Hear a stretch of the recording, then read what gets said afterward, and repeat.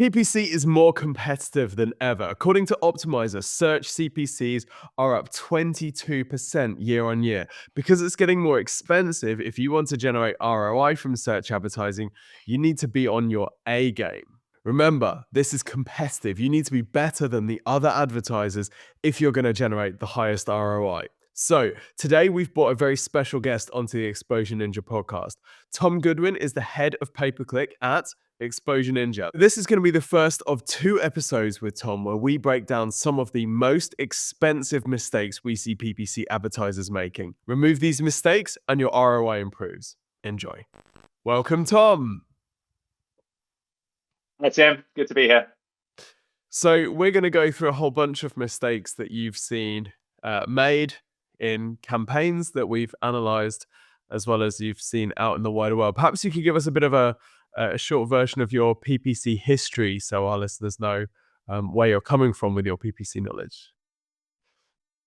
Sure. So I'm Tom. I'm the head of PPC at Exposure Ninja, and I've been in the industry about 15 years, so all the way back to 2010. In that time, I've worked with a mix of entrepreneurs, with some leading brands, spending millions on PPC, and I've seen it all over the years. All the mistakes you can imagine, I've made them, hopefully learned from them, and we'll go from there. Fantastic. Perhaps we could start with our first mistake then, Tom. Do you know, Tim, the most common mistake I see time and time again, even today, is not bidding on your own brand. And this is something that is quite common in the SEO industry, and views differ, but it's a huge, huge mistake. And it's even more important in the machine learning age because you need to give Google that data as to who is your customer, who's actually buying your product. It's something that's so easy to do, so quick to fix. It's a day one change, as I always call it. And if you're not doing that and you're not getting the results that you need from your brand campaign, just forget about anything else on search advertising and Google Ads. So obviously the counter argument to this, all the SEOs out there that want that organic traffic, they want that branded traffic. They don't want to be bidding for PPC terms because they want to be able to attribute those conversions to SEO. And then I guess the other counter argument to this is, well, if somebody's searching for my brand, that's a navigational search. They're going to click on my website anyway. So why do I want to pay Google money for those clicks? So how do you respond to that? And why is it still a good idea, do you think, to bid on brand? There's been a few studies over the years, including studies by eBay, by Google. I still think it's a good idea to bid on brand, and I nearly always encourage all of my advertisers to bid on brand. One very simple way to understand that is Google Amazon, and you'll see that Amazon bid on their own brand throughout the year. They're the number one customer of Google Ads, and they run their own attribution model. So they know that it's important for them to bid on the term Amazon, even though no one else would want to be on that term because there's so much traffic hitting that landing page. Second most important reason is the competition. If you're not bidding on your brand and you're appearing in the organic results, somebody else might be bidding on your brand at any point. If you get big enough, you'll have more competitors. But they can also do sneaky tactics as well. Quite often, this is where affiliates will bid on your brand. Or if you've got a physical product and you're selling it somewhere, you'll often find that those resellers will end up bidding on your brand term. That's not traffic you want to lose. Those are people looking for you. Octopus Energy is a really good example. Octopus Energy is a fantastic energy company, really innovative in the UK. But look at this search result. Octopus Energy, you're looking as a user either to sign up for them or you're already with them and you're looking for information. You've got British Gas, you've got an energy comparison site, and you've got E.ON, which is another energy company. And they're sitting on top of those search results before you get to Octopus Energy. So you're hopefully going to go through and click on Octopus Energy or anyway, because that's who you're looking for. But quite often those three links are going to get a lot of the traffic. That's a bad mistake from Octopus Energy's PPC team. So I guess there's also an opportunity for advertisers here if they notice that competitors aren't bidding on their brand names to go and try and poach some of that traffic, right? 100%. If you've got your competition and they're not bidding on their own brand with Google Ads, then you can appear there, and you can appear there using an ad that outlines all of your USPs, why you're more affordable, why you're better, why your product or service is more interesting for your prospective customer. One thing you shouldn't do is use your competitor's name. Do not use their brand name because it is just poor practice, and it's also potentially a legal issue. There's nothing wrong at all with bidding on your competition. Yeah, we'll often see ads that say something like "switch to us" or "why we're better," but they don't actually reference the competitor's name. So I get there's ways around that, isn't there? I wanted to ask you about something that you mentioned earlier about machine learning. How has machine learning sort of changed the importance of bidding on brand? So you might be aware that Google are changing a lot of stuff at the moment, both in the organic results and also in their paid advertising. A lot of that is machine learning, and machine learning works on those signals. So the information that we feed into Google's smart bidding algorithm in Google Ads, it's going to get better results if we give it really precise inputs. Now, your brand is basically the strongest traffic that you're going to get. It's the highest click-through rate, it's the highest conversion rate, it's typically your best customers, your repeat customers. It's people who are looking for your service after seeing some other advertising as well. So if you're spending big money somewhere else, like maybe you're doing an out-of-home campaign, you're doing direct mail, you're doing some other marketing channel, you want to make sure that the people that are actually picking that up and coming to find your business are captured by your brand ad. If you're not doing that, you're not feeding the information into Google. So when you then go on to try and bid on your non-brand terms, it doesn't know who you're looking for. It won't be able to bid more effectively as a result. Yeah. So you're saying all that brand traffic is actually massive amounts of customer data that Google could be feeding on to make your other ad campaigns much more targeted, to make your audience targeting much more effective. 100%. We know that even from what we do at Exposure Ninja. We know that people who search for Exposure Ninja, the type of people who search for Exposure Ninja, have come across some of our content somewhere else. We want to make sure that those people find us, and we ideally want to make sure that people who look like them find us as well. So that's something that's just bread and butter. All right, we started with a contentious one. Let's go on to our next PPC mistake. What have you got for us? So this one is quite an interesting one. So it's actually something that Google introduced a long time ago. Back in 2005, Google introduced Quality Score, and it still exists to this day, but they're gradually making it less important and hiding it away from the advertiser.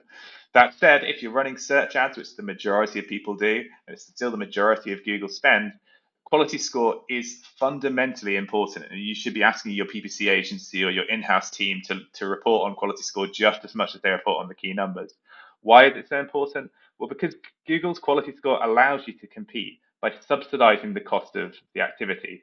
It actually has a huge impact on your cost per click. So you can have one advertiser who's paying, let's say, $3 or £3 per click, and you have another advertiser who's paying £1 or $1 for that same click. Now, over time, if you add that up, that's a huge, huge cost in terms of cost saving and marketing efficiency.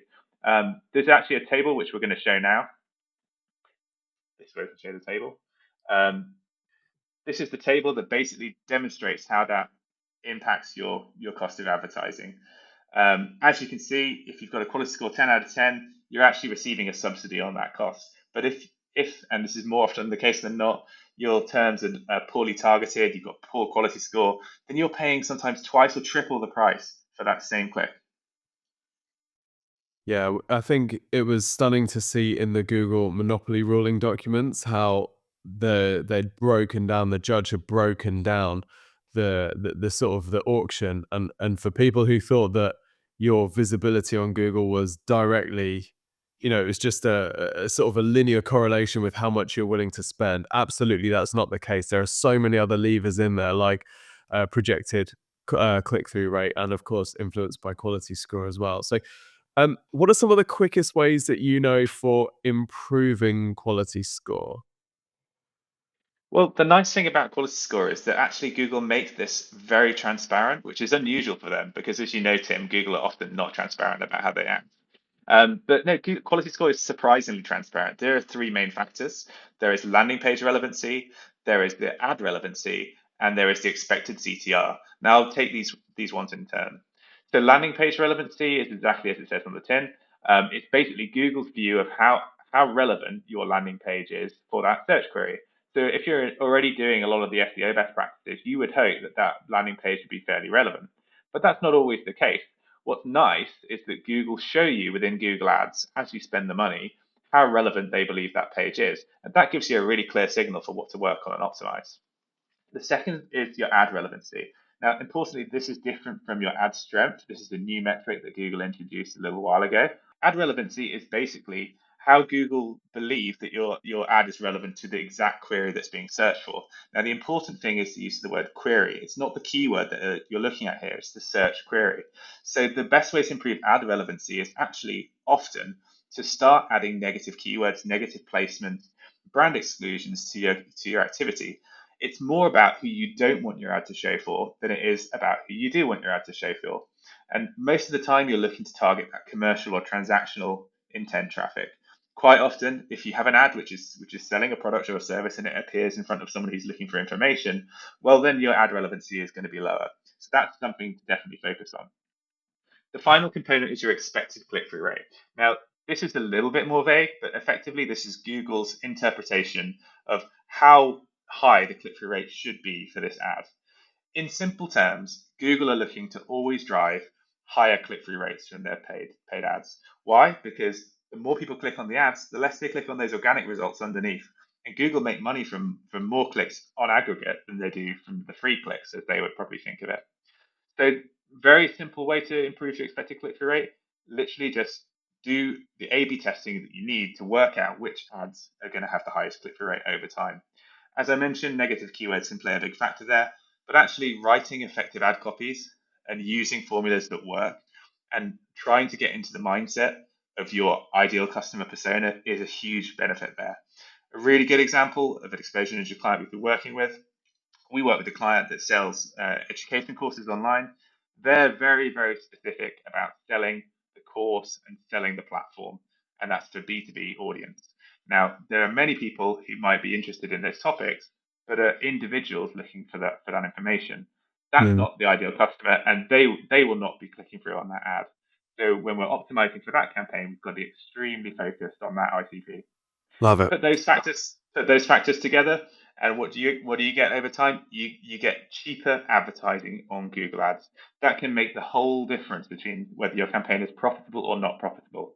Even if you feel like you have a really good Google Ads campaign already, there is still often opportunity in the quality score area.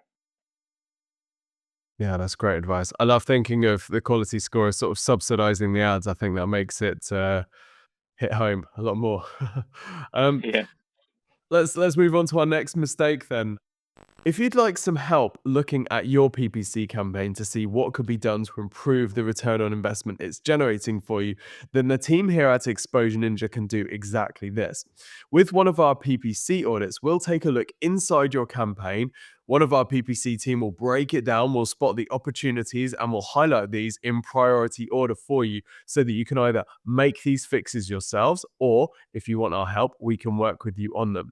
To request one of these PPC audits, request first the free website and marketing review from the team here at Exposure Ninja at www.exposureninja.com/review.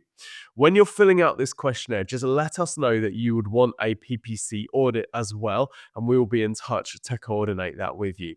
Now, not everybody is eligible for this. It takes a huge amount of time from our very specialist team. So not everyone is eligible. You do need to apply for this PPC audit. So to do that, go to exposureninja.com/review, request your free marketing review the same way as normal, but let us know that you would like a PPC audit as well. If you are eligible, we'll be in touch to arrange that, usually within 3 to 5 working days. Let's move on to our next mistake then. Talk to me about spellings. Tim, like I don't want to take you back to school, but as you know, like we've all done spellings and grammar back in primary school and secondary school. Now, there's really no excuse for making spelling errors in advertising. If this was a print media ad going into Vogue, or it was a brochure, and you had a spelling error, or you had a grammar error, or you had capitals in a strange format, you would just take that physical material from your supplier and you would pulp it, and that would be, quite often you would have like a prospectus, 300 pages. You had one spelling error, it goes pulped. And I've seen that happen. That was actually my first job was working in digital in actually a design studio. So that did actually happen for a university prospectus. Now, on the internet, it's not quite the same. People make spelling errors all the time. In fact, Google benefit from that. They do the misspells. They do the did you mean? They try to interpret that. But when it comes to spelling errors in ads, it might not seem like a big deal. But actually, those ads with spelling errors could just run and run and run and spend all the Mm. money over time. no one's checking that, and it is a very easy thing to fix, you literally export the ads and do a spell check. If no one's checking that, it begs the question, what else are they missing? Now, we audit accounts all the time, and this is something that I look for in quite close detail. Sometimes there might be 300 ads in one of these accounts. It's very easy to export this into Excel and look for spelling errors. Why do I still do that? And I've done that for now over a decade in paid search. It's because if I see that there's evidence of spelling errors and they're not fixing that, it then gives me a clue that they might be missing other things as well. I love it. It's great advice. It also gives us a bit of insight into how you work, Tom. DJ. All right, that's great. I guess closely related to spelling errors would be any sort of language errors. Yeah, so languages is another version of this, and actually, sometimes the big advertisers make this mistake as well. Hilariously, Google themselves made this mistake for a long period of time. They used to have a platform called Google Domains, which they've just sold to Squarespace. For months and months at a time, these ads were serving on the term Google Domains, their brand name, with German site links. Why did they have German site links? Because the agency that Google was using were based in Germany, and they hadn't bothered to translate the site links. So this just ran and ran. Nobody checked this. Nobody picked this up. Why? Because it was based in Germany and they weren't checking how the ads were appearing to UK users. In fact, there was even LinkedIn posts on this subject and Google didn't respond to this. So these mistakes can happen to any advertiser, including the Silicon Valley giants. Well, it's shocking, isn't it? All right. Let's talk about something I've experienced recently, actually, where you click on a Google ad and you get a 404. What is going on there and how can people avoid this? Now, there's a very simple explanation for this, which is that a Google 404 check, which should be so simple to do, is not built into the Google Ads platform. It's not something, despite all the development that Google have done to make it easier and easier to spend your money, it's not something that they've actually bothered to pick up and put into the platform. So this is something that you can check again very easily. You don't have to click through every single ad. In fact, that's inadvisable. You can simply use a script to check for 404 errors. Those scripts can be put into the back end of Google Ads quite easily. And you can even use ChatGPT to generate scripts quite easily, which you can then put into the platform. Why is that important? Well, because if you're running an ad and you're paying sometimes huge amounts of money for this click, you've got to be sure that you're sending them to the right landing page, a highly relevant landing page. I mentioned quality score earlier. If you're sending them to a page that's broken and you hit a 404, that user's just going to click straight back out and go on the competition, or they're not going to find what they're looking for. You're not giving them a good experience, and your ads will degrade over time. Generally speaking, why do 404s happen? Very simple reasons. The product doesn't exist anymore. The category doesn't exist Mm. anymore. The site's migrated. There's been a change that someone's not aware of in the back end. There are so many reasons why you can have 404s, and it's a common problem for SEO, and it's also a common problem for your paid advertising. Yeah. Yeah, very common problem. Someone just innocently changes the URL. They think, oh, that looks a little bit wordy. Let's just tweak this. Or they change a category URL and it breaks all the products in that category. So how often do you think people should be checking for these? Because these are the types of things, particularly on large sites, where they just sort of break over time. They break all the time. In terms of how often you should check them, I wouldn't be asking someone to check this every week, but I would certainly be looking for people to do some spot checks on a regular basis. Use a schedule monthly and quarterly. Spot check your best performing campaigns. Definitely check anything that's suddenly dropped off in performance. If you've had a campaign that is delivering returns, either leads or sales, and then you have a poor week, it might just be a poor week. But definitely spot check your ads. There might be something there you can find. As I mentioned, you've got to fix this kind of stuff with automation too. So have a script that runs in the background that tells you this kind of stuff. It can really help. What are some of the worst examples that you've seen of brands spending on 404s?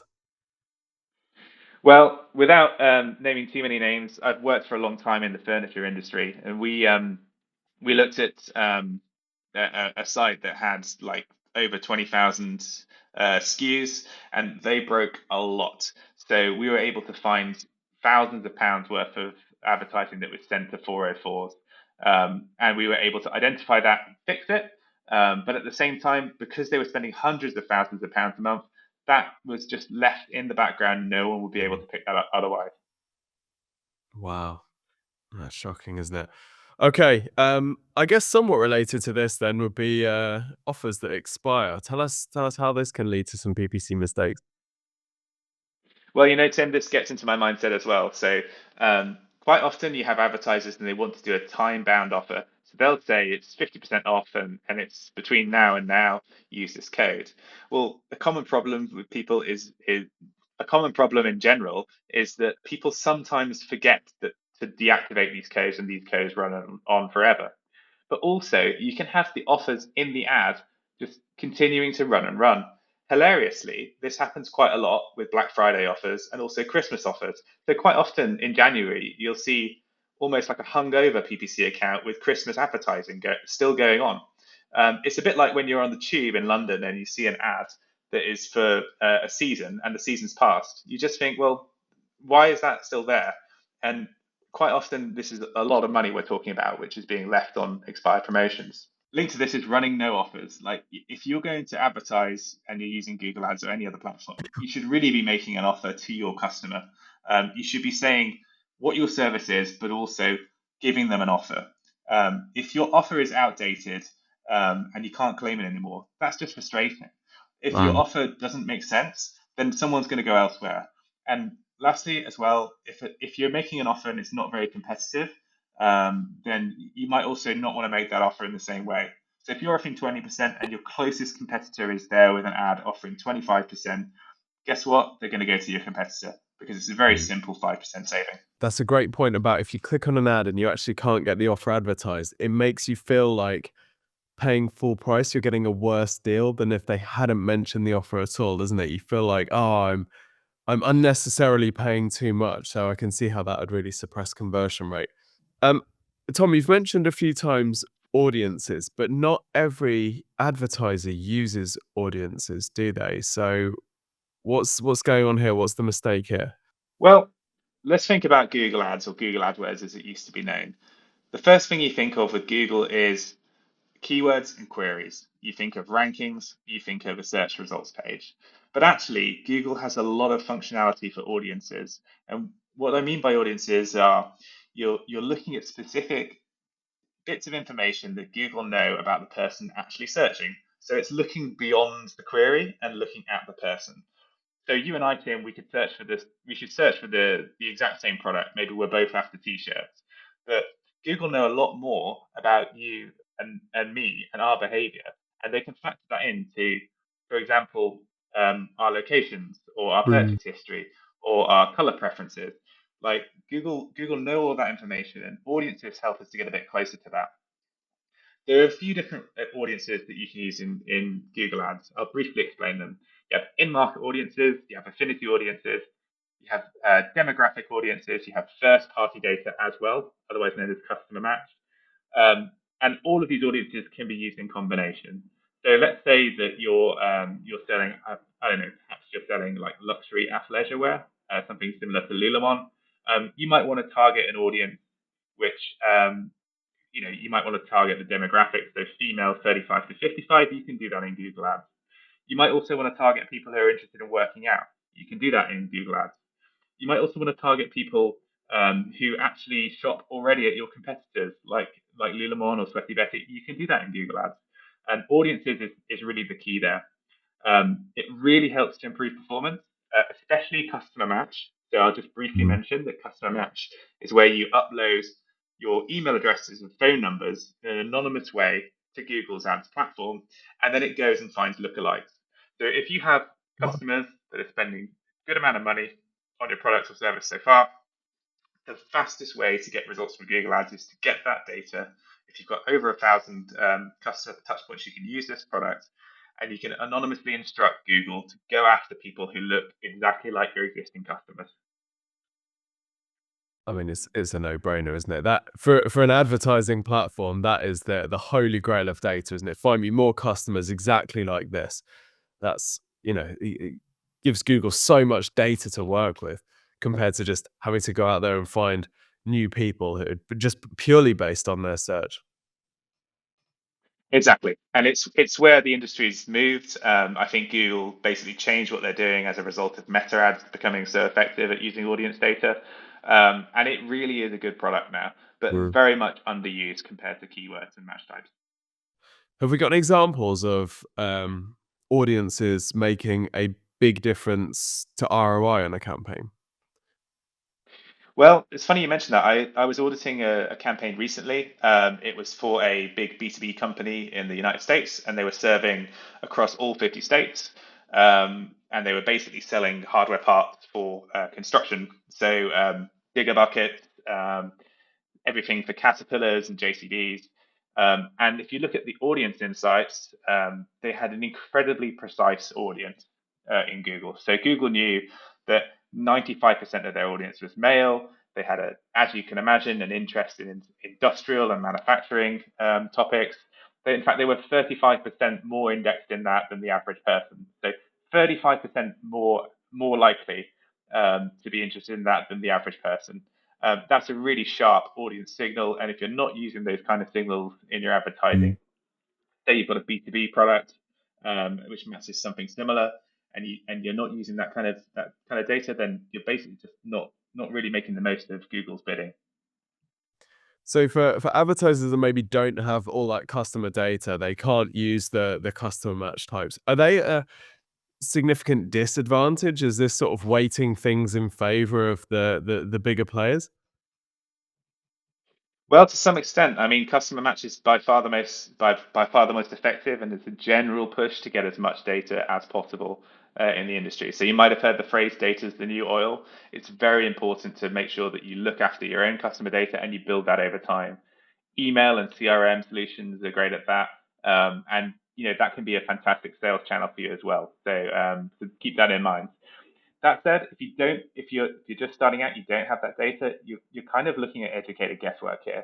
So you can use those affinity audiences, you can use those custom segments for your competitors, as I mentioned, to give you a steer. And what we're really doing there is informing Google exactly what we're looking for.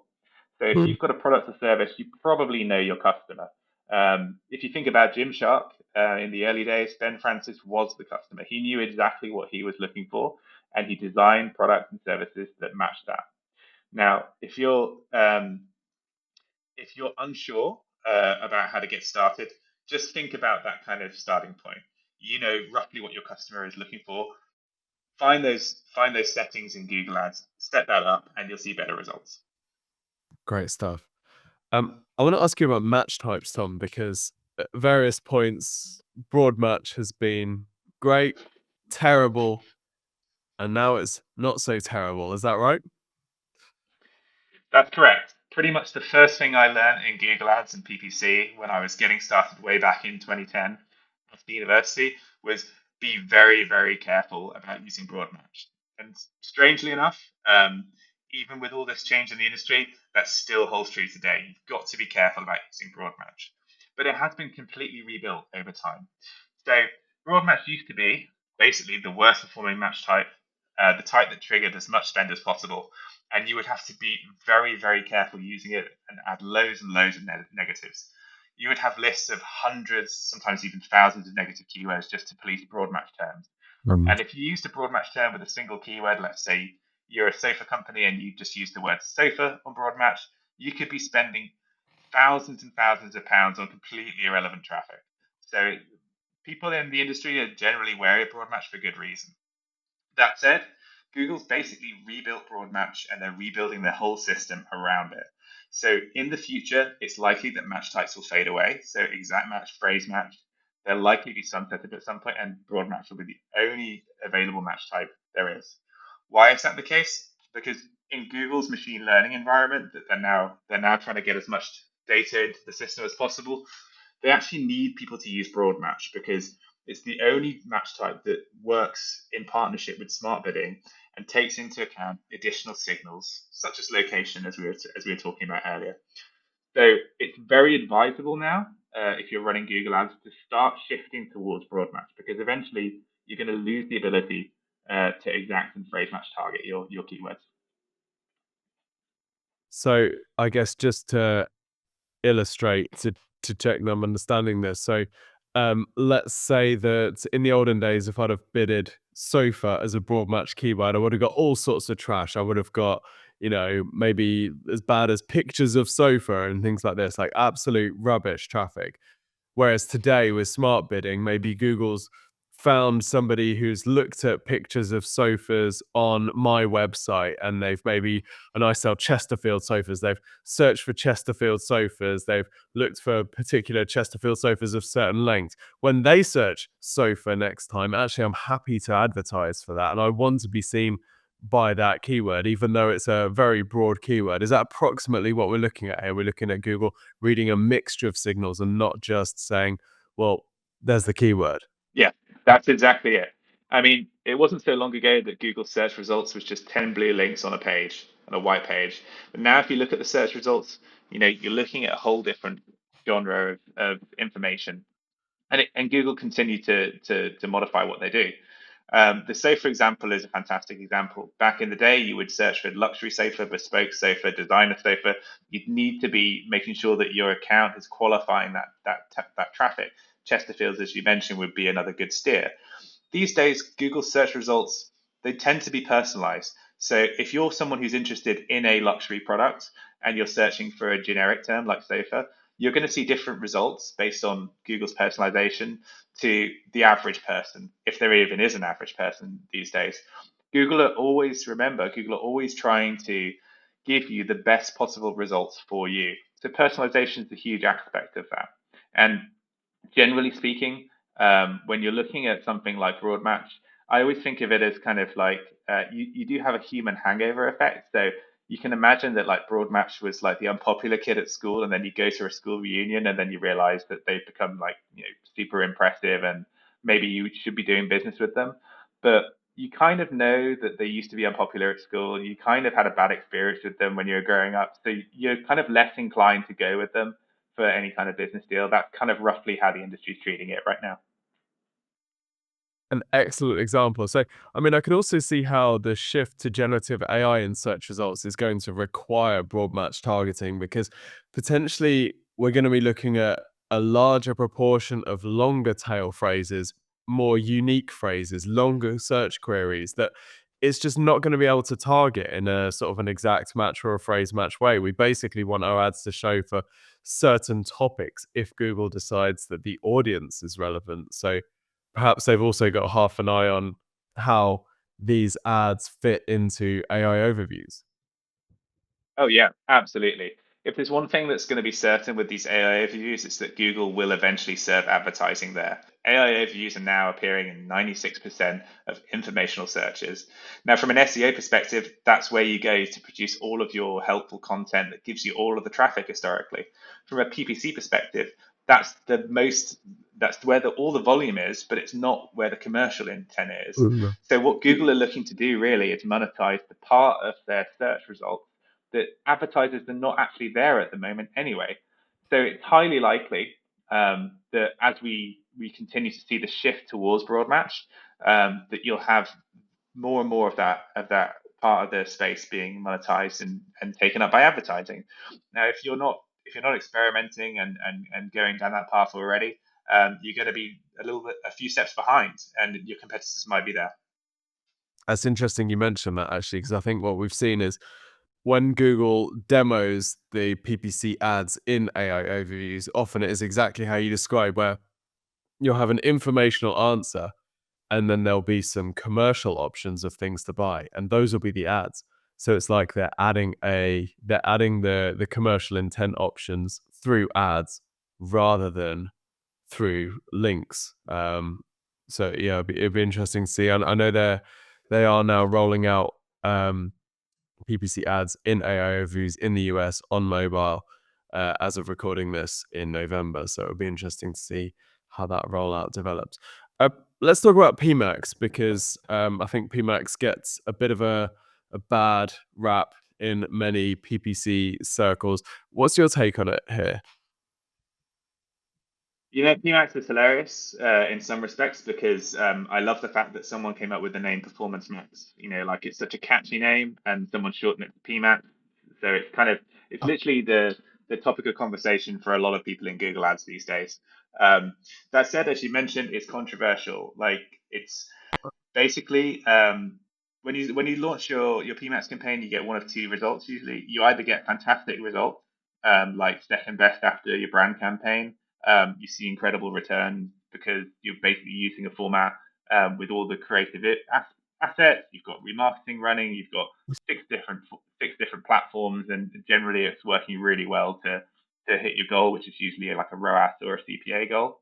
Or you see a very temperamental campaign that Mm. really struggles and some days spends a fortune, some days spends like double your daily budget, and other days spends nothing at all.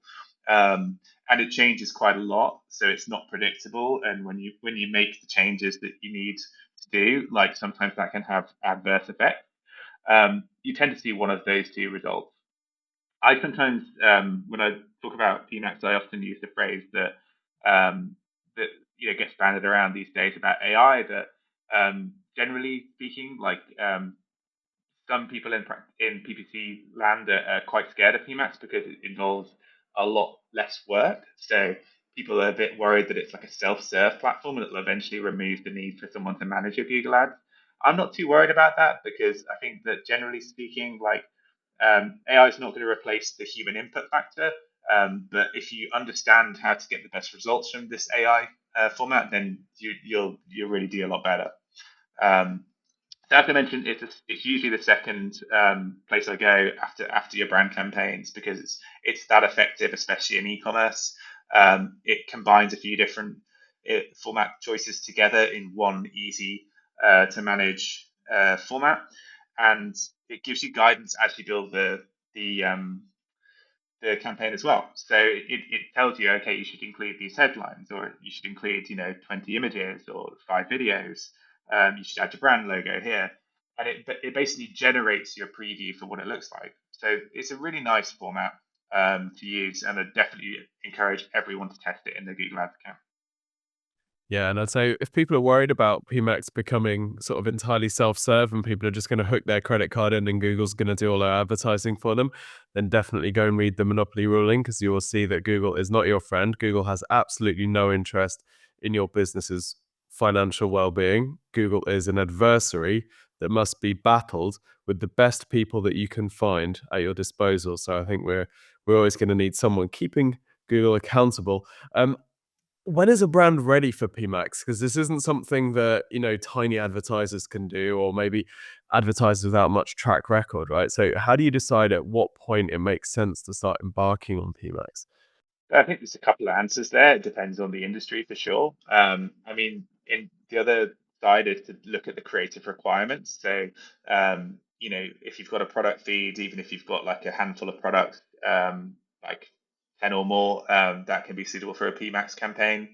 Um, if you don't have any kind of facility to do graphic design, to do high quality images and video, then actually a lot of that can be generated from AI these days. There's a fantastic tool called Pencil, which I'd recommend people test out for that. Um, Also, Google has their own tool, which is basically customized to generate those ads for you with varying results, and it also auto generates videos again with varying results. So do proceed with caution, but I wouldn't necessarily say that you have to get to a certain size to use PMAX. I think that you just have to kind of understand how the format works and whether it's going to be suitable for your business as well. And what about brand traffic, Tom? Because one of the criticisms of PMAX is that it, does all your brand bidding for you and takes credit for all those branded conversions. So do you advocate for sort of separating out branded traffic from PMAX? Well, let's go back to that question about bidding on brand as well. Like, if you're running a PMAX campaign, but you're not bidding on your brand, you're losing money, definitely, because PMAX is generally going to be more expensive to appear for your branded term.